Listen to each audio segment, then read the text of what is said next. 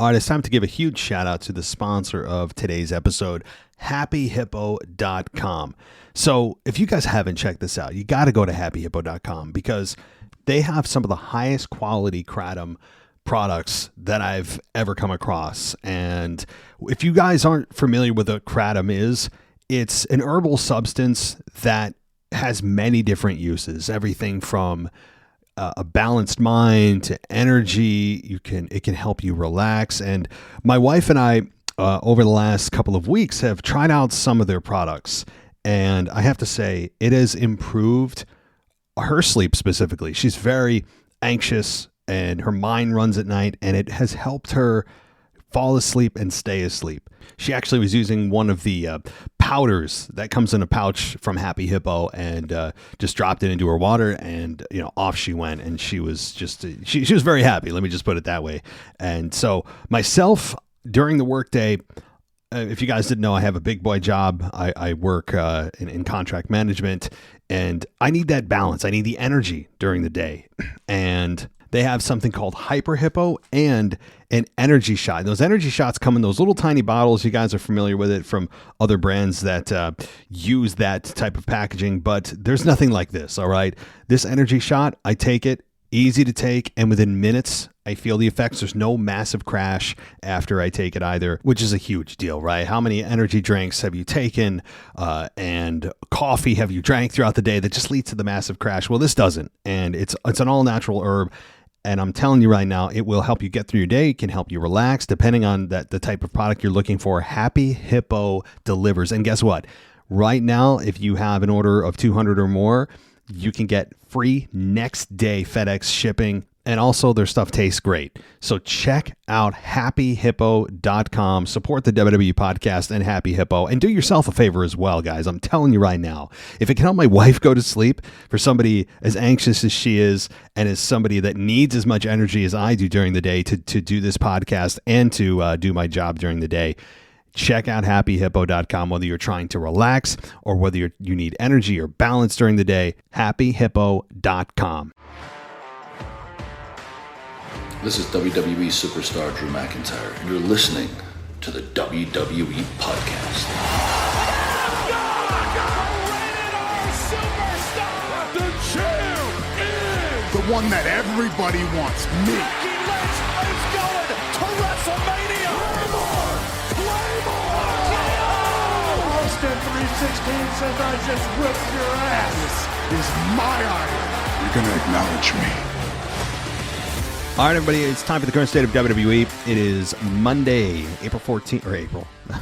August 14th. I don't know why I said April, but it is August 14th, 2023. We are going to be talking about a couple of things tonight with Anthony, and we've got some things that, sure, we're going to talk Bloodline, but we've got another topic in Karrion Kross that I don't think we've ever made a focal point of this discussion, so I'm excited to talk about that, but how you doing, Anthony? And kind of a weird time in WWE right now, is it not?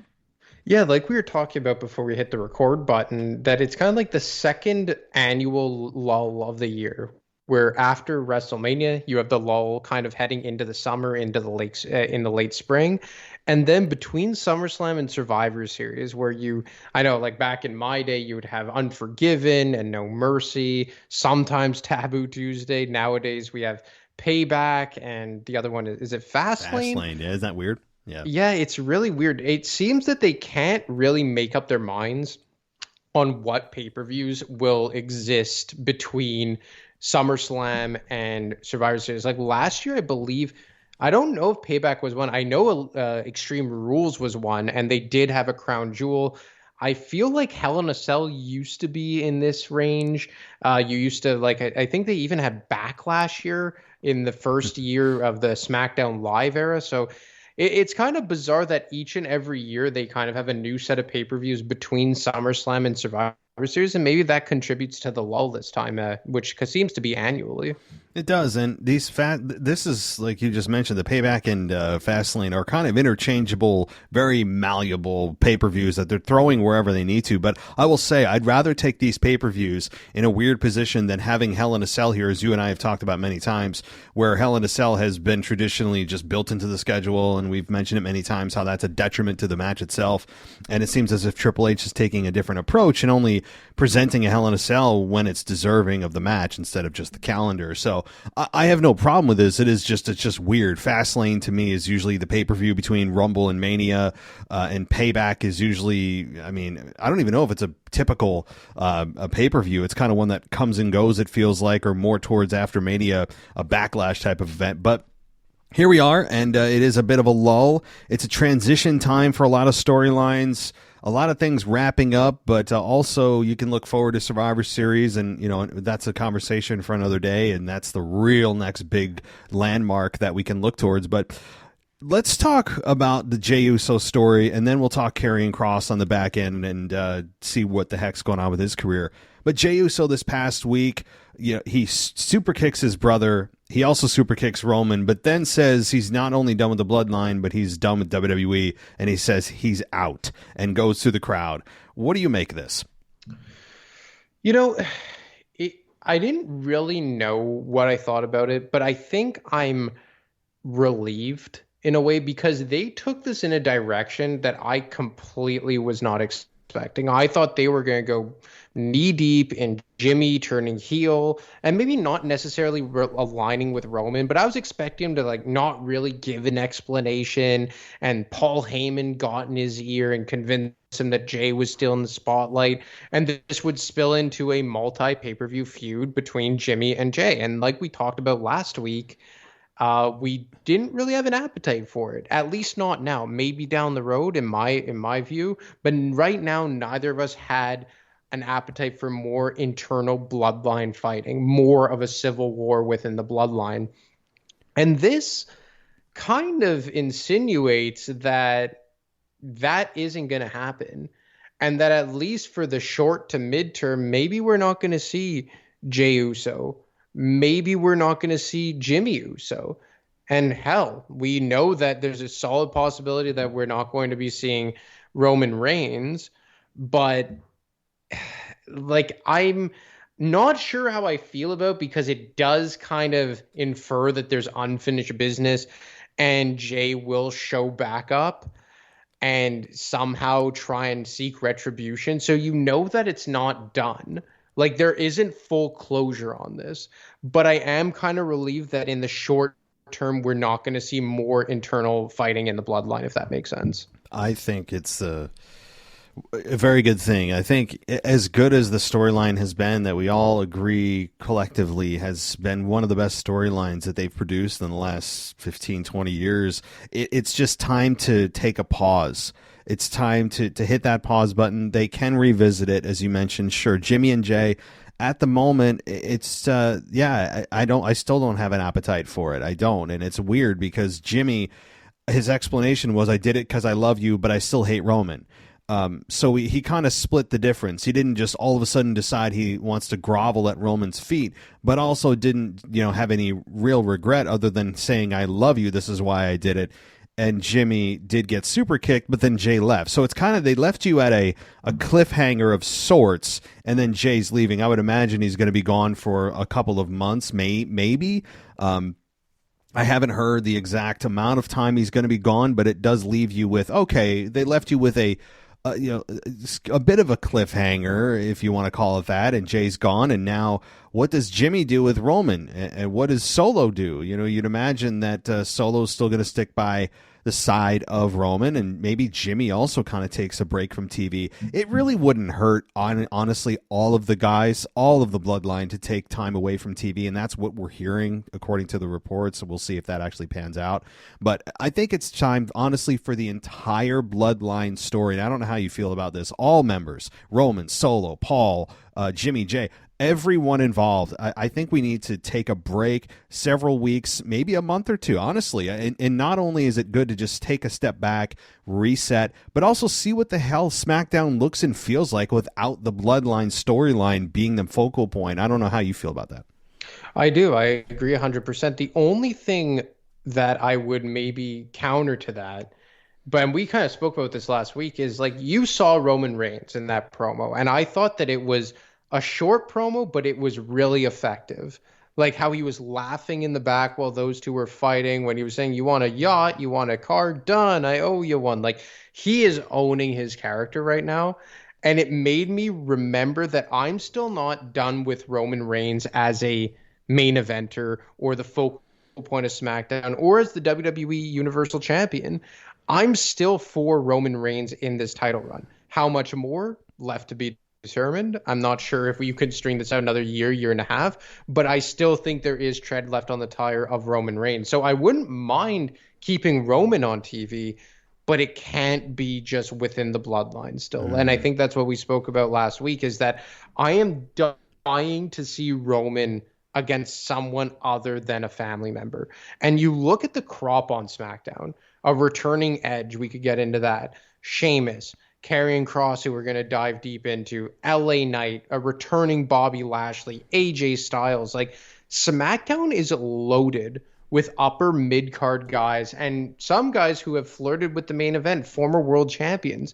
SmackDown like basically doesn't have a tag team division right now, which is fine. And we didn't even mention Austin Theory or Santos Escobar, the new US champion Rey Mysterio. Like from a singles competitor standpoint, like SmackDown is loaded with great new fresh competitors for Roman Reigns. So it's not even so much that I think Roman needs a break from TV. I just think the whole angle of the bloodline needs a break.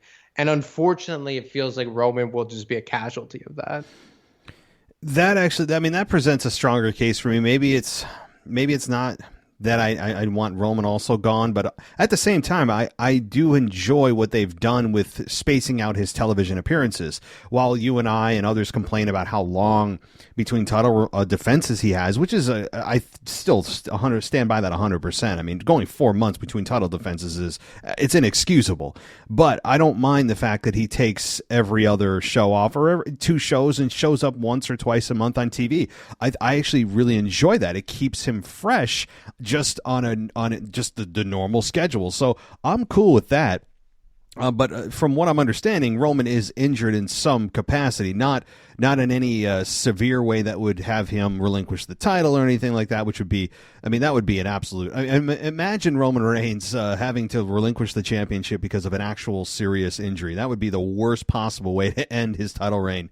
But from what I understand, he's got some injury he's dealing with. So that means that he'll just, he'll probably compete at Fastlane at the very earliest for defending his title. But you're right. The biggest point about this is we need Roman to continue to work with guys that are not internal. And we've seen what that can be. It can be a lot of fun. And now that Roman doesn't have his full bloodline backup, what does that look like? What does that feel like? Does it feel like Roman's title is in even more jeopardy if he only has Solo, no Jimmy, no Jay? How does that look? How does that feel? That to me is more intriguing. You mentioned some guys like AJ Styles. Honestly, what about Randy Orton? We keep floating that out there wherever the hell he's at. We don't know what brand he'd show up on. I would think SmackDown, but there's a lot of guys, like you said, that I'm not ready to let up Roman's title reign. And really, there's talk about him going past Bruno Sammartino and going another 3 years. There's a case to be made for that, but I'm with you. The biggest point about this is he needs to go outside the bloodline and work with guys that actually can put on a great main event with him, from Fastlane to Survivor Series to whatever the hell's in December to Rumble to Mania. And so it's now that time. And I just think that you can still build that program even if he physically can't go. You can have him, come face to face with whoever and maybe take a single bump or two. But I'm ready for it.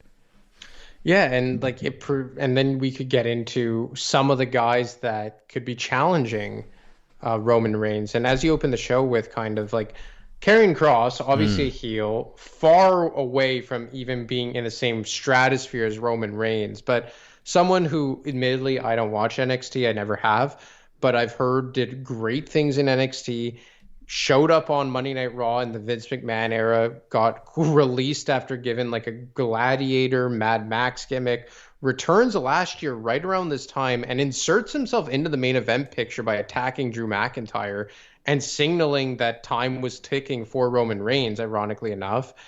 And I don't want to say he's had a bad year. He's had consistent TV time, which I think a lot of people forget that if you're just getting consistent weekly television time, it means that you're typically in a good spot or a relatively safe spot. But I mean, I just feel like there's something more there with Karrion Kross, and there's something about him now that's not working. But every time he shows up on my TV, I'm saying like, there's something here with this guy. I just don't know what it is.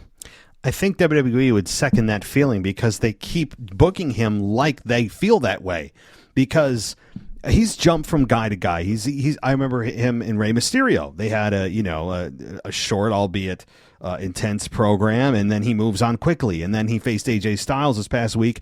But the problem, the concern I have, if you're a fan of Karrion Kross, is that he lost decisively clean to the babyface, which would tell you this program is over effectively, and now he's going to move on to his next target, whoever that is. The problem also is, well, not really a problem. I agree with you. There is something there. He does glue you to the screen. There is something about his presence. He does make a nice, scary face, and he does have a good look. Scarlett is a very nice asset to him. She adds that intangible. She can also go herself. She can take a bump herself. She's not just eye candy. That's a good thing. But I don't know what the harbinger of doom is. I said this last night on my show. Like, what is that? We don't know. We know he has a fascination with playing cards and your time is up or whatever. Like, it's just kind of platitudes. There's no substance. Like, who and what is the harbinger of doom other than it sounds cool, but like, what the hell is that? I think fleshing out his character a little bit, just some basic storytelling and character development would really help. I like Scarlett, but do you find sometimes she could be a bit too... And it's only in the entrance. I find his entrance is... I've always had an issue with entrances that are like too choreographed. Like as I've said numerous times with you, like when people sing along to their own theme song, it's always enraged me. Like Cody Rhodes does it, the choreographed fireworks, the whoa, like Sasha Banks used to do it too.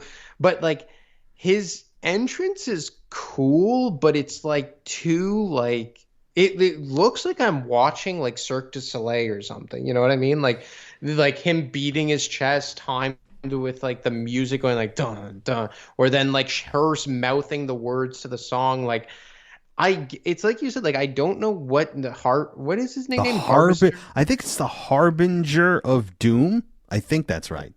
Yeah, it's like I don't really get it, and the entrance kind of throws me off a bit. Like it's very like it drags, but then like he's in the ring. I like that he talks a lot in the ring. Michael Cole, I believe, pointed that out on SmackDown, and you hear him audibly like talking and like badmouthing his opponent. And I find he has a kind of like a unique build too, where like he's clearly jacked in good shape, but he's not like the classic like 8-pack type of guy. Like he kind of just looks like a brute, somewhat of a throwback style with like those side overhead suplexes. Like there's something about him I like, but it's like you said, like I just don't get it. Like what is the card? Like are you playing like some kinky version of blackjack? Like I don't know what it is, but there's something there with him, and they have to unlock it somehow.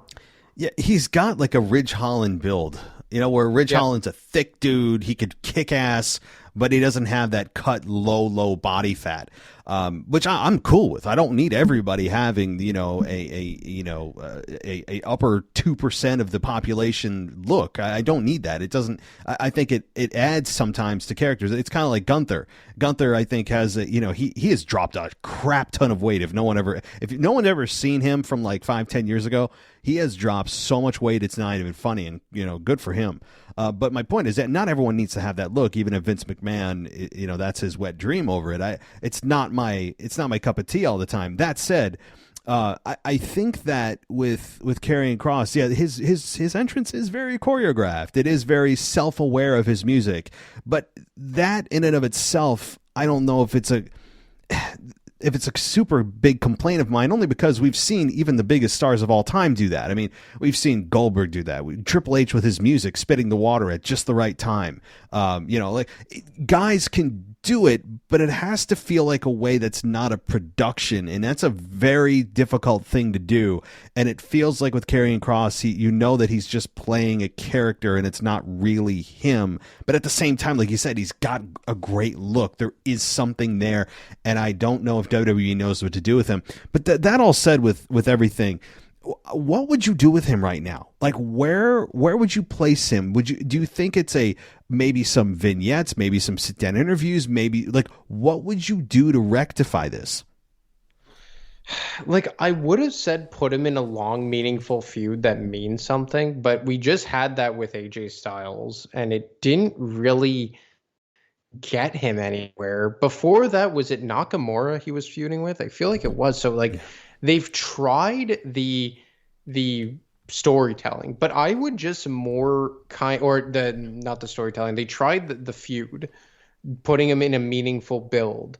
But I think, to your point, maybe just giving him some vignettes and just explaining what his mission is, instead of just turning over card X and it's AJ Styles or it's Shinsuke Nakamura or it's whoever. Let us know why you're there. Even when he showed up and attacked Drew McIntyre, did he explain why he attacked Drew? And I think he really needs to be built from the bottom up and get some wins. I've never been a big proponent of, okay, a big monster heel squashes guys for 2 months straight. That was a very Vince McMahon type thing to do. And I feel like with Triple H, we've seen that less and less. I feel like in Vince McMahon's world, Bronson Reed would have squashed local enhancement talents for 2 months straight. I feel in 2-minute matches. But Bronson Reed has lost a lot of matches, but he's been involved in more meaningful storytelling. But sometimes, and I know you talked about on your Raw review last week, somewhat befuddling. What is this weird love triangle with Ciampa and Nakamura and Bronson Reed? So maybe this is a fault of Triple H a bit in his creative booking, that he wants these guys to feel important right away and getting to meaningful big programs with the likes of AJ Styles and Nakamura and Karrion Kross's case. But because he's not legitimate enough yet, you have him lose. And I'm not upset that he lost to AJ Styles. I think AJ Styles is still a main event caliber wrestler. I think he still has another world title reign left in him. So I'm not crapping on them for having Karrion Kross lose the ultimate blow-off match to AJ. But I just think that maybe Karrion Kross would benefit a bit from the classic month-long run of him just squashing guys. And it doesn't have to be enhancement talent, but you could bring in the babyface version of Hit Row. You know what I mean? Maybe that's what it is. Do you think maybe they threw him into the fire too fast against guys with legitimacy and he's just piled up far too many losses? That's I think a part of it, but I think the biggest overarching problem is that he doesn't know, and WWE doesn't know who and what he is beyond surface level theatrics. That to me is what they've leaned on, is how he looks, his presentation, his backstage kind of creepy promos that offer very little beyond surface level kind of creepiness. He's turning over cards and talking about your time is up, but why is this time up? Who is Scarlett? What's the relationship there? Why is she with him? What's, like you said, what's your mission? It's very surface level, and now it's being exposed. And I actually think what would benefit him is to be in a team or in a small faction, and maybe bring Austin Theory in. Austin Theory needs just as much help right now as Karrion Kross does. Austin Theory is kind of in no man's land right now. I mean, I know he lost to Rey Mysterio, but he had to drop that title. It was just it was an anchor, just sinking him to the bottom of the ocean. For some reason, after beating John Cena at Mania, Austin Theory has been on a nosedive, and we could go on a 30-minute diatribe about that. But I think teaming him with Austin Theory and having them just start ravaging people and maybe bring on a third person unless they just want to make a tag team. I think they could really go off on a run. That's personally what I would do. I think a faction or just a group would make sense for Karrion Kross because he does have the look of kind of like a heavy, like, now that you say it, like, I know they're on Monday Night Raw, but I could see him with the Judgment Day. Like, he kind of fits that build and that look and kind of like that aura. Oh God, does he not? yeah. I mean, if they want to do that and make a trade to Raw, hell yeah. I mean, I think that would be awesome. Do I think they're going to do that? I don't think so because they got PJ McDonough there, who's probably going to replace Finn, and Finn is going to feud with Damian very soon. But I'm all for it. If they ever want to bring in Karrion Kross to that group, hell yeah. I think he'd be a perfect fit. You could have Scarlett there, maybe joining forces with Rhea. The only problem with that is then you start to teeter on that group being a little too big. I mean, it wouldn't be the corporate ministry big, but it would kind of teeters on like, all right, we've got enough here. It's not the Nexus, but I wouldn't go beyond like 5 members, but hell yeah, he would be a perfect fit. Do you think, just forget the Judgment Day, do you think him going to Raw could maybe help him? Because we just rattled off all the single stars on SmackDown, with whether it be like, forget Roman Reigns and anyone in the bloodline, but you have Sheamus, you have LA Knight, you have Edge, you have AJ Styles, you have a returning Bobby Lashley, you have Theory, you have Mysterio, you have Santos Escobar. Do you think that maybe he's just far too buried on SmackDown and things would open up for him on Monday Night Raw? Like, not to say that you would shoot him right to the top against Seth Rollins, but like, I feel like Monday Night Raw is very babyface heavy. You have Seth, you have Cody, you have Sami Zayn when he's not injured, you have Kevin Owens when he's not injured, and those two guys are predominantly single stars. You have Matt Riddle, even though he's as stale as you could get right now. Maybe Karrion Kross would have more of an opening on Monday Night Raw because after the Judgment Day and Gunther, and then there's Drew McIntyre, obviously, but that been there, done that as far as Karrion Kross goes. But like after Gunther, who's holding down the mid card scene, and the Judgment Day, like it doesn't really feel like they have any top heels at the ready. Like, okay, you have Shinsuke, but that somewhat feels forced a bit because they really didn't have another heel. Bronson Reed's not there. The Miz is no longer a main eventer, arguably never was. Like, do you think just him going to Raw in general would I think it help him out? would, and the reason is, well, the biggest reason, it's not just a new platform with new guys and new talent to work with, but also it's 3 hours. And when you have a 3-hour show, that usually lends it to mean that you have more opportunity for young talent to get more screen time than a condensed 2-hour version. Even though most fans are a fan of a 2-hour show, if you're going to keep it 3, you have more time to showcase talent. That said, I mean, who his opponents could be, I mean, you could put him in the program with LA Knight. I think, with LA Knight right now, he's feuding with The Miz, and that's going to go a month or two. Clearly, LA Knight's going to come out on top in that program. But having LA Knight be attacked by Karrion Kross would immediately elevate Karrion Kross because people want LA Knight to be in the main event at this point. I mean, that is the destination. If you're an LA Knight fan, we're all thinking he should be in the main event. He needs to be a world champion. Like, we're all thinking that. I know LA Knight's on SmackDown, but at the same time, he shows up on Raw. So like, there's no real differential at this point. LA Knight right now, I think would be a good fit, even if he stays on SmackDown, just to work with LA Knight, or on Raw. If he goes to Raw, LA Knight shows up on Raw, without explanation. If he doesn't, then I'm thinking maybe Ricochet after Ricochet's done with Logan Paul. If he goes to Raw, Ricochet may be a good opponent in the meantime as well. So, yeah, I think it just comes down to new opponents, and just some damn character development, and stop with the theatrics of an entrance. And I think that would really help. All right, it's time to give a huge shout out to the sponsor of today's episode, happyhippo.com. So if you guys haven't checked this out, you got to go to happyhippo.com because they have some of the highest quality kratom products that I've ever come across. And if you guys aren't familiar with what kratom is, it's an herbal substance that has many different uses, everything from a balanced mind to energy. It can help you relax. And my wife and I, over the last couple of weeks, have tried out some of their products. And I have to say, it has improved her sleep specifically. She's very anxious and her mind runs at night, and it has helped her fall asleep and stay asleep. She actually was using one of the powders that comes in a pouch from Happy Hippo, and just dropped it into her water, and off she went, and she was just she was very happy. Let me just put it that way. And so myself, during the workday, if you guys didn't know, I have a big boy job. I work in contract management, and I need that balance. I need the energy during the day, and they have something called Hyper Hippo and an energy shot. Those energy shots come in those little tiny bottles. You guys are familiar with it from other brands that use that type of packaging, but there's nothing like this. All right. This energy shot, I take it, easy to take, and within minutes, I feel the effects. There's no massive crash after I take it either, which is a huge deal, right? How many energy drinks have you taken and coffee have you drank throughout the day that just leads to the massive crash? Well, this doesn't, and it's an all-natural herb.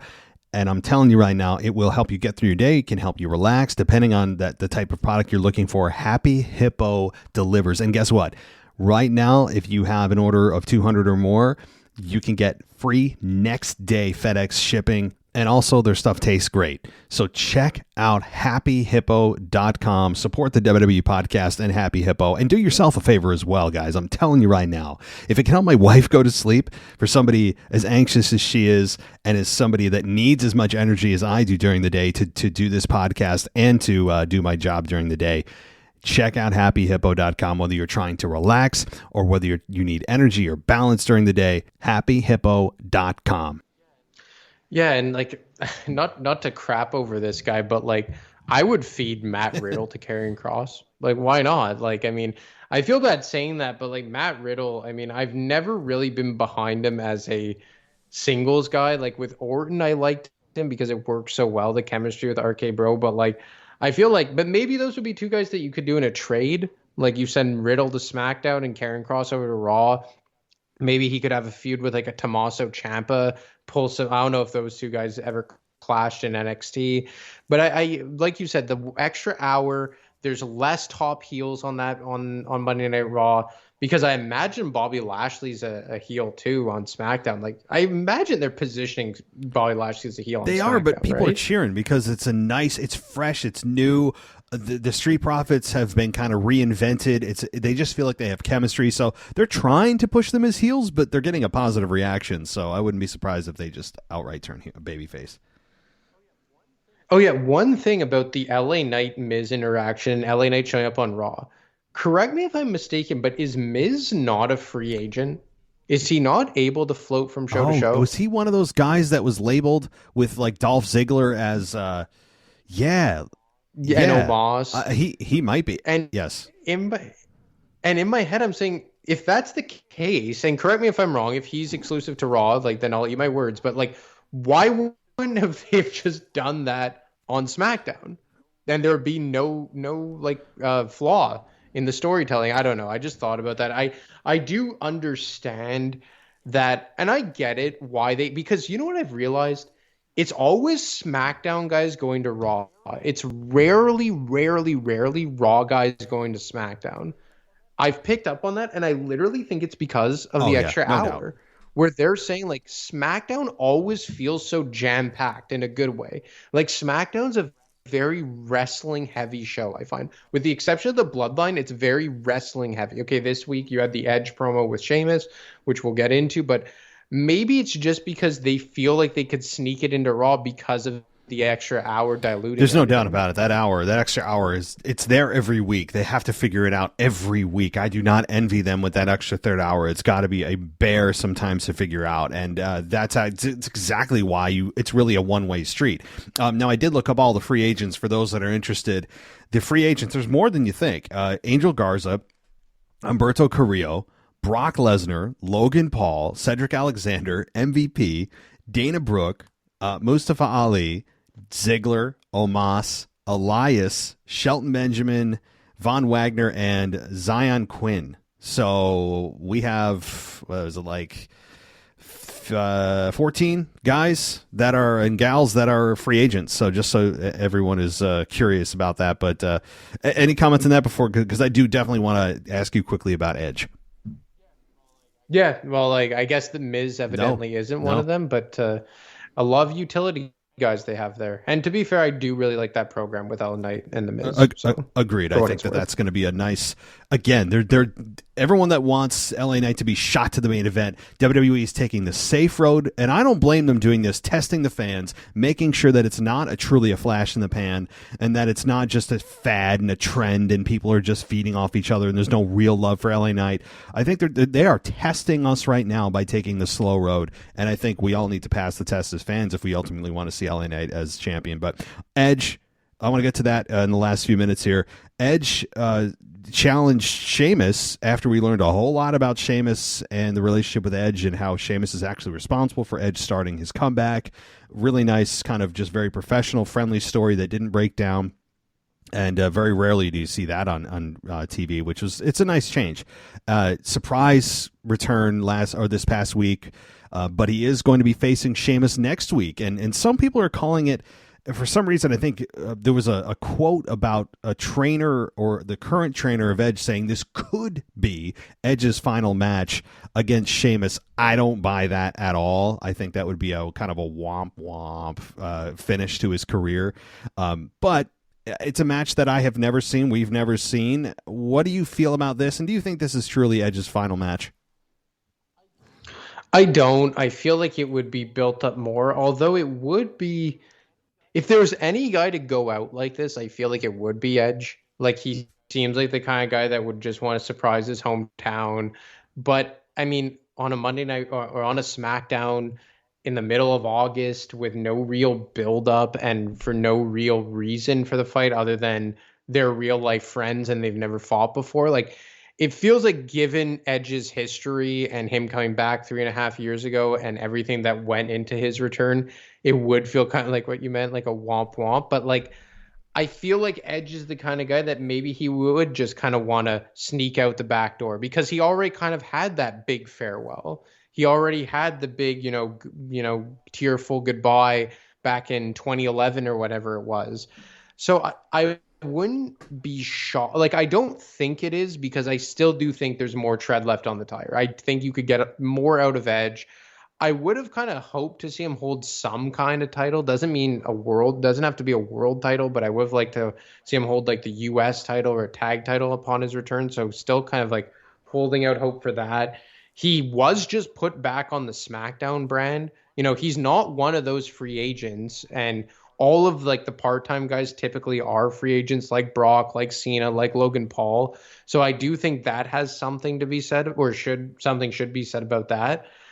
And I just think that, this is a match that is going to be a hell of a match for people live watching and people watching around the world. Sheamus versus Edge. And we could even talk about Sheamus a bit, probably the most underrated guy of the last decade in WWE, if we're being honest with ourselves. So I wouldn't be completely shocked if it's his last match, but no, I don't think. Yeah, I don't think so either. While it would be a very quiet and subtle and humble way to go out, this is your last chance, dude. There's no way that I know that he's going to say, well, it's not really about me. But that's the right thing to say. It may not be truly what he's thinking. He knows what he's contributed. He knows what he means. He knows the star power he has. And I don't think he came back to say, okay, I'm going to end it in the middle of August, as you said, against Sheamus. No disrespect to Sheamus. No disrespect to Toronto. But, like, again, no build, kind of just a friendly competition. It doesn't seem right to me. Especially when you can kind of start to see WrestleMania 40 on the horizon. I mean, there's no way Edge is going to go, yeah, well, WrestleMania is a few months away, but I'm going to kind of call it quits randomly in the middle of the summer. There's just no way. And what I think is going to happen is maybe it'll be billed at, like, Edge win, lose, or draw. Edge is going to maybe at the end of that, they'll shake hands and, he'll say, thank you. I didn't want to tell you, but, I didn't want to make a big deal about this and make this about myself, but, I'm hanging up my boots. And then his next real opponent comes out and just like bludgeons him or something, and we get like Edge is not really retiring. It could be one of those kind of I was going to retire, but then this guy came out. I think it's going to be something like that. Just no way. I can't envision Edge to have this massive comeback in 2020, to just come back and have this friendly match with Sheamus in the middle of the summer out of nowhere, like an exhibition match, essentially, to just say, yeah, that's my finale, guys. That's it. And now I'm done. While it would be a humble and kind of cool thing to do, it's not a WWE thing to do. And I don't think he'd want that to be his final match. I just don't. No, I agree with you 100%. Like, I could see them like kind of insinuating that it was going to be, but like, again, we just rattled off all the guys on SmackDown, and like, couldn't you see him get beat down by the Street Profits and it starts something with Bobby Lashley, another fresh opponent, like, or a returning Bray Wyatt? I'm not holding my breath, but like something like that. Like, I don't know. Like, I just think that there's more tread left on the tire, and for it to happen at this time of year, it's like you kind of said, like, just with no build, exhibition match with Sheamus. But quickly, before we wrap it up, do you think that, I don't know, if did you see Sheamus's comments last week? See them or hear them? Hear about them, but it was like in an interview or something where he was mentioning that like he felt that his momentum has been wasted the last year or so, something along those lines. I heard rumblings of it, yes. So again, like, I didn't actually like read them verbatim, but I think the premise of what he says, and I forgive me if I'm mistaken here, was that he feels that a lot of his momentum, easy enough for me to say, has been wasted at times over the last year by creative. And obviously we've seen him have a very, probably, I would think you could fairly label it as historic program with Gunther, and a very good match at WrestleMania in the Triple Threat. A very good program with Gunther and Imperium when the Brawling Brutes got involved. And I do think that there is something to be said that Sheamus is the most underutilized guy of probably going back into the PG era, probably since 2012, and someone who hasn't held the world title since 2016 when he cashed in on Roman Reigns and became the WWE champion. And I just wonder if Sheamus is a guy that we've maybe not taken for granted, but have just seen go under the radar for so long, that when he finally does leave, it will leave a massive hole in the roster. Well, no, I would say we are taking him for granted. I would just outright say that we are. And I think that kind of goes with a lot of the guys on the roster, but specifically Sheamus, who he's just kind of, he is never the focal point, but you could make him champion at any time. However, WWE has conditioned us to believe that will never happen. He's always just kind of in the upper mid card, sometimes in the upper card, but never really the guy. And you know that WWE is probably not going to make him the guy at this point. It's kind of past. The ship has sailed. But I agree. He is a guy that I don't think gets the credit he deserves for the quality of matches. He's almost never hurt. He never makes the company look bad. He's always in shape. He evolves as a character. He has evolved many times to keep his character fresh. He's underrated on the mic. Do I think he's a top Hall of Fame? Well, he will be in the Hall of Fame, but like a legend? No, I don't think he's a legend. But I think that he is in the upper echelon of WWE's history. Yes, in like the top 10%. I just don't think he gets the credit he deserves. And this isn't me just piggybacking on it. It's something that I bet you a lot of the people listening right now haven't thought about. He is a constant, and as you said, you won't miss him until he's gone, and then you're like, wow, yeah, that actually he really a badass. The physicality he brings, the realness, he brings an authenticity. You can't see through his work. He feels like a guy you would not want to get in the ring with because you know you're going to leave bumped, bruised, and red chested. Like, he just will beat the hell out of you. He's very old school when it comes to style. Yeah, I'm with you. He's a guy that he's never won the Intercontinental Championship, and obviously now on a different brand from Gunther. But I know he's a legacy star at this point, and his prime is past him, and he wouldn't do anything with the win. But like, do you assuming that he would go over to Raw or somehow would make it work?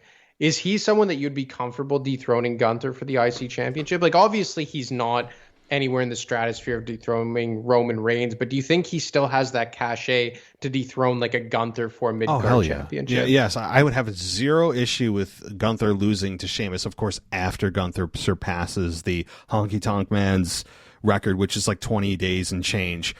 he will pass it. There's no chance that he's not. So after that happens, sure. If Sheamus was the one to somehow transfer over to Raw and they have, another banger, no pun intended, of a match, hell yeah, I have no problem with that. In fact, he would be a guy that actually I think would be somebody you would want to pass that IC title to once Gunther's ready to move to that next level. Because make no mistake, when Gunther loses that IC title, you can bet your bottom dollar that he'll hang out in the IC title, like maybe ask for a rematch for a little while, but he is going to be elevated to that next tier of the World Heavyweight Championship, probably in short order, to face Seth Rollins. I think that's happening, and it could happen at WrestleMania if Brock Lesnar versus Gunther doesn't happen. So, I still think Gunther should be the one to dethrone Roman Reigns. That's just my opinion. I know it's heel versus heel, but I know I brought this up a few months ago, but I still am of the belief that the way Roman Reigns should lose is getting squashed by Gunther, which would effectively humble him and turn him babyface. And have him go off TV for 4, 5, 6 months, however long, have Gunther go on a crazy run with the Undisputed Championship, and then have a babyface Roman Reigns return. That is still my fantasy booking, which I don't like to do. Everyone who has known me and listened to me for the last 4 years or so knows that I really do not like fantasy booking, but that would be my fantasy booking. I agree. And, we haven't even talked about, not that you and I haven't really talked about it at length, and maybe we can save this topic for another day, but MJF, well, I know you're not a big AEW watcher or NXT watcher, but MJF's contract, believe it or not, is up in like 4.5 months. And if WWE is to fork out enough money to bring him in, he is a game-changing signing. So that could totally shake up what we think could happen in the future. But I don't know. I mean, I don't want to get into it, but just high level, do you think MJF, if he was signed, would be a huge deal and kind of shake up the plans? I think it'd be a bigger deal than Cody coming back. And that's not just my internal hate from Cody that I'm sure everybody knows by now. And I'm talking about the character, not the actual guy. Because Cody was a WWE guy. Like, yeah, he went over and he helped start up AEW and he was a vice president and all that. He was the face of the brand, first ever TNT champion, whatever it was. But he was, at his core, a WWE guy with his brother and his dad and his whole family's legacy. MJF is a AEW guy. No one really knew, aside from the hardcore indie fans, knew who he was before AEW. This would truly feel like a Hogan going to WCW, or I guess a Jericho coming to WWF, however it may be, or, like a Goldberg finally showing up in WWE. So, I mean, I think it would be an absolute game changer and change the entire foundation of the WWE, because the thing is like, how old is Cody? I don't think he's a spring chicken by any means. He's probably already. Yeah. Exactly. Like he's not a spring chicken. Seth Rollins and Roman Reigns are a decade into their career. We've already seen Roman Reigns start winding his career down. I don't think Gunther's exceptionally young either. Drew McIntyre's not exceptionally young. LA Knight's 40 years old. So MJF would maybe be their next star of the future for like a decade out, because I just don't think they really have that guy just yet. Maybe you have Braun Breaker, maybe an Austin Theory, but none of those guys are at the level close to MJF right now. This would be a foundational shaking signing. I don't think I'm understating that, just because of course his mic skills would rival and maybe outdo John Cena. I mean, I really believe he is the best talker I've ever seen ever when it comes to one-on-one like mic drop moments. Now, of course, you have The Rock, that's kind of a different style of entertainment. John Cena was very good, but I believe MJF would torch anyone he gets on the mic with, and he would make things entertaining. And I don't think he also gets the credit of how good he is in the ring. People don't talk about that side of him, but he is really good in the ring psychology and all that. He's got that down. He's more than fundamentally sound. Is beyond that. So do I think they'll sign him? I don't know. Tony Khan's pockets are also super deep, and I haven't heard anything about his contract, but he's made it very public that it ends January 1st, 2024, and that is right in time for Rumble season. If I was Triple H and Vince or whoever is, got the wallet of WWE open, I would add as many zeros as necessary to sign him. I wouldn't care. Because I know what he brings to the table. It would be crushing for AEW, but it would be. I mean, I'm sorry, it'd be earth shattering for WWE. It just would be. So. Yeah, no. And like I said, it would be the first, like, who other could jump over in terms of being a true AEW guy? Like, Bryan Danielson was WWE, Jon Moxley was WWE. Like, who would be a bigger born and bred AEW guy to jump over than MJF? I just don't think there is not someone. as big. I mean, you have the Young Bucks, you have Kenny Omega, but of course CM Punk, but he's not born and bred in AEW. But yeah, I mean, there would be no bigger signing than that. Even beyond Punk to come back to WWE, which I have mixed feelings about anyway. So, man, yeah. Anyway, I'm going off the train, off the rails into a brick wall here because we're nowhere near this happening, but it's getting close. But I mean, I remember talking about this last year. I'm like, oh man, this time next year, who knows? And holy crap, here we are, and it's just a few months away from getting a yay or nay on it. Ultimately, if you put a gun in my head, I'd probably say he stays with AEW because I think Tony Khan realizes they need him more than WWE needs him. They're still kind of they are a relatively new company. He is a massive pillar, a massive draw for the company. WWE will do just fine without him, but AEW I think would struggle without him. So I think they need him more, and I think they'll shell out more in the end to keep him, but we will see. Yeah, no, I agree because, again, I don't watch AEW whatsoever, but how would their landscape look without him in it? Like, I imagine Jericho's career is winding down, certainly as a main eventer. Jon Moxley, like, do you watch highlights AEW first and foremost? Highlights, yeah. So is like Jon Moxley and Bryan Danielson, are they still like main event players occasionally in AEW? Yeah. So then you would have CM Punk, but you never know what's going on with him. Adam Cole, I believe he has like some friendship going on right now with MJF. But, yeah, which eventually is going to turn. I mean, MJF's going to turn on Cole. I mean, that's just what MJF does. But yes, so yeah. So I agree. I think Tony Khan would have to just shell out as many zeros as it would take to keep MJF to stay with AEW. Yeah, I think so too. Unless MJF says, look, Tony, I'm actually going to take a little less money to go to a place that I know my career can flourish, in a bigger way. And let's be honest, AEW is not on the level of WWE. I know people hate me saying that, but it's the truth. I have nothing but respect. I like AEW. I like their product, but just objectively looking at it, WWE is a much bigger promotion with a much bigger reach and a much bigger audience at this time.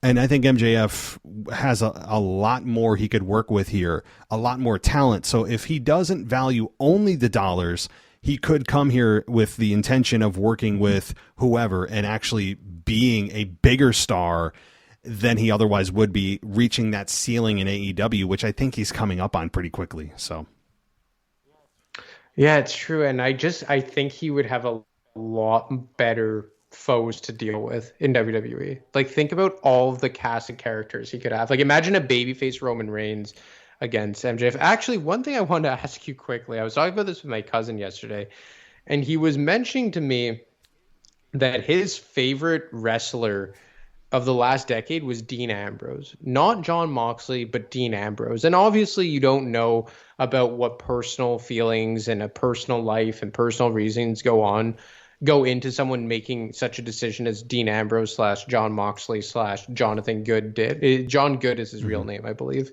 So we don't know. Well, we kind of know a lot of them after his appearance on Talk as Jericho 4 years ago. But now that he's had a 3-4 year run with AEW, however long it's been, and we've had this much time to kind of detach ourselves from the guy we knew as Dean Ambrose, do you think from a professional character standpoint, again, we can't speak for personal reasons, but do you think he was better off as Dean Ambrose in WWE than he is as Jon Moxley in AEW? So I'm putting myself in the shoes of Jon Moxley or Dean Ambrose or John Good. No, I think he's better where he is because Well, we learned about his alcohol problems, and those, I think, existed before he got to AEW. That's not something that you just randomly develop normally at his age. It's something that kind of grows and continues to be more and more of a problem. So he eventually would have had to deal with that either way. I think he's realizing that the schedule he has right now is much less difficult than the constant travel and wear and tear on his body, and especially with Renee, his wife, transferring over as well. They're able to spend more time together worrying about whatever, I mean, having children or whatever else they got going on, rather than having to worry about what brand they're on. They have much more flexibility than they did in WWE. So I think from a personal perspective, being able to deal with all these things, with his alcohol problems, with his, marital children, he's much better off in AEW than he is with fewer dates, and being the guy that he just wants to be, which is just kind of an off-the-cuff, non-scripted, brutal, bloody, kind of blood and guts guy. And I think it just suits him more than when he was, from what we heard on the Jericho podcast, very, very kind of handcuffed and muzzled, and more comedy than he ever needed or wanted to be. So while I still think he would have been successful, I think he's more successful in AEW and probably happier than he would have been in WWE. That's my take. Oh, from a personal standpoint, 100% he's happier in AEW. I don't think he regrets the decision at all on a personal level. I just meant more from a fan perspective. Yeah. Do you think, from a fan perspective, do you prefer seeing Jon Moxley now as kind of the blood and guts, off the cuff, rabid, you never know what he's going to do, or the Dean Ambrose? So what I'm seeing now in AEW, which is the guy that I know he wanted to be in WWE as a fan. So I'm I like to see what it looks like when the guy gets to just do what he wanted to do in WWE but couldn't because of the creative restrictions and the red tape and the politics. So it's nice to see what I could have seen in WWE. I still am fine with him leaving because I now can see that on a TV 14 product without the muzzle on him. And so I'm not angry that he left. I think from a fan's perspective, I would also, though, like to see him eventually return to WWE in the Triple H regime without Vince's take or perspective or restrictions on Dean Ambrose, and see him eventually come back home. People always somehow find their way back to WWE. I don't care who you are. Very rare exceptions for people to not come back to WWE. I think that he eventually will. I don't know when or how, but it always somehow happens.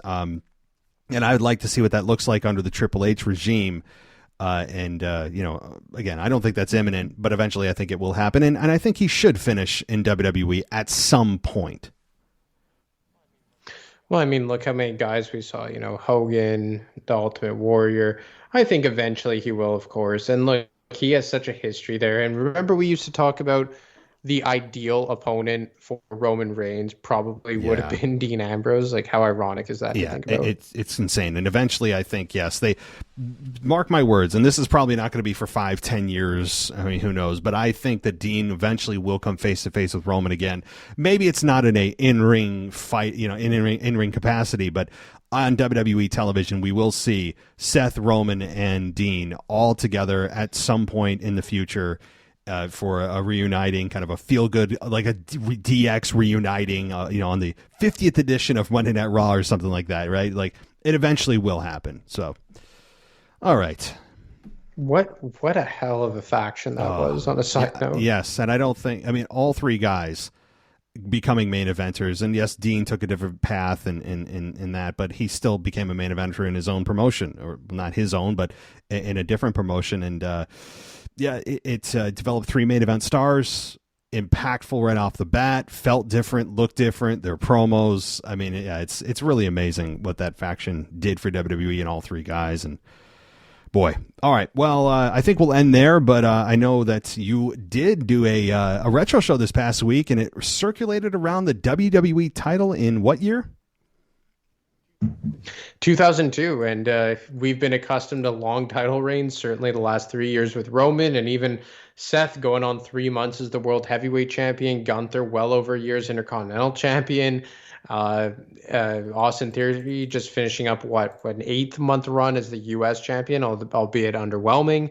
But we saw 8 different WWE champions in 2002. And I do think that kind of spoke to the transition year, arguably the biggest transition year in the history of the company. I think 2002. I don't know if you remember that, but with Austin walking out, with The Rock halfway out the door to Hollywood, with Brock Lesnar just up and coming and returning, Shawn Michaels, a rarely heel version of The Undertaker, Hulk Hogan still a returning Hulk Hogan back in the red and yellow version of himself. Still a semi-main or what would you call it, full-timer. Triple H is a babyface going back to heel. It was a very big transition year for WWE, and I don't know if you could speak to that year at all, but when you look back on 2002, the first year where we saw the brand split with Raw and SmackDown becoming their own two separate entities, it really was a bizarre year to go back and look on. The first year of the Ruthless Aggression, just so many things were happening that year, including a bunch of world title changes. It's really a year that we don't talk about a lot. I mean, yeah, the Austin walkout. I mean, like there is just there's a crap ton of things, including, like you said, the WWE title changes, which were just crazy. When you gave me that number, I'm like, no way. And it's something that I think it's worth taking a look at and going back to that year, because not only was the star power insane, but you also had, as you said, massive stars leaving that left the fans going, oh my God, what is WWE going to do? Austin's on his way out. Austin did walk out with the infamous Brock Lesnar King of the Ring qualifier that he didn't want to do the job for. Admittedly, I agree with what Austin didn't want to do, not how he did it. But that said, you had The Rock transitioning to Hollywood, as you said. You had Brock Lesnar coming in. I believe his very first appearance was attacking the Hardy Boys, if I'm not mistaken, with Paul Heyman and being dubbed the next big thing. It was just the NWO. Like it's really just an impossibly just star-studded roster that we will never see again. But also, like you said, the biggest word is transition. It was these guys moving here, these massive stars going to Hollywood, these guys going into retirement, but also big stars coming in, new blood coming in. What a hell of a year. Absolutely bananas. And I always just think back to, like, if The Rock just gave another 3 years or so, like, he eventually would have transitioned. But if he had just held out to, let's say, almost all the way through Ruthless Aggression, let's say until John Cena and Batista became main eventers, which was WrestleMania 21, which was kind of like their coronation as respective faces of their brands. Like, imagine if The Rock had just held out another like 2.5, 3 years. I can't. Yeah, I mean, who the hell knows? I think The Rock, it does feel like he left a little too early and he didn't kind of close things up. I mean, obviously things worked out pretty damn well for him, but as wrestling fans, selfishly, yeah, sure. But at the same time, would we be saying the same thing if he did stay 3 years? We're like, oh, but what if he stayed another 2? Like, we don't know, but at the same time, he could have continued the program with Brock. I think that one match with Brock was just not enough. I still would like them to have a match at some point in our lifetimes now, although that's a very fleeting wish. But yeah, so man, guys, go back and listen to the show. It gives you just a small glimpse into that year, which was a hell of a year in WWE 21 years ago, incredibly so. Alrighty, well, I'll end it there. And guys, just so you know, next week I'm on vacation, so I'll be posting a kind of a reboot show. I'll go back into the analogs of our vault there and pick a good one for you. And we'll be doing a live show together in 2 weeks and give you a fresh one. So thanks so much for coming on, buddy. And we'll be talking in a couple weeks. Yeah, man. Enjoy Thanks. your vacation. Take care. All right, it's time to give a huge shout out to the sponsor of today's episode, happyhippo.com. So if you guys haven't checked this out, you got to go to happyhippo.com because they have some of the highest quality kratom products that I've ever come across. And if you guys aren't familiar with what kratom is, it's an herbal substance that has many different uses, everything from a balanced mind to energy. It can help you relax. And my wife and I, over the last couple of weeks, have tried out some of their products. And I have to say, it has improved her sleep specifically. She's very anxious and her mind runs at night, and it has helped her fall asleep and stay asleep. She actually was using one of the powders that comes in a pouch from Happy Hippo and just dropped it into her water, and off she went, and she was just she was very happy. Let me just put it that way. And so myself, during the workday, if you guys didn't know, I have a big boy job. I work in contract management, and I need that balance. I need the energy during the day, and they have something called Hyper Hippo and an energy shot. And those energy shots come in those little tiny bottles. You guys are familiar with it from other brands that use that type of packaging, but there's nothing like this. All right. This energy shot, I take it, easy to take, and within minutes, I feel the effects. There's no massive crash after I take it either, which is a huge deal, right? How many energy drinks have you taken and coffee have you drank throughout the day that just leads to the massive crash? Well, this doesn't, and it's an all-natural herb. And I'm telling you right now, it will help you get through your day. It can help you relax, depending on the type of product you're looking for. Happy Hippo delivers. And guess what? Right now, if you have an order of 200 or more, you can get free next day FedEx shipping. And also their stuff tastes great. So check out happyhippo.com. Support the WWE podcast and Happy Hippo. And do yourself a favor as well, guys. I'm telling you right now, if it can help my wife go to sleep, for somebody as anxious as she is and as somebody that needs as much energy as I do during the day to do this podcast and to do my job during the day, check out happyhippo.com. Whether you're trying to relax or whether you need energy or balance during the day, happyhippo.com. Thanks for listening to the WWE Podcast. Don't forget to subscribe on your favorite podcast app so you don't miss a show, or head to WWEpodcast.com. And for all of these shows ad-free, head over to patreon.com/WWE Podcast. Until then, we'll see you next time.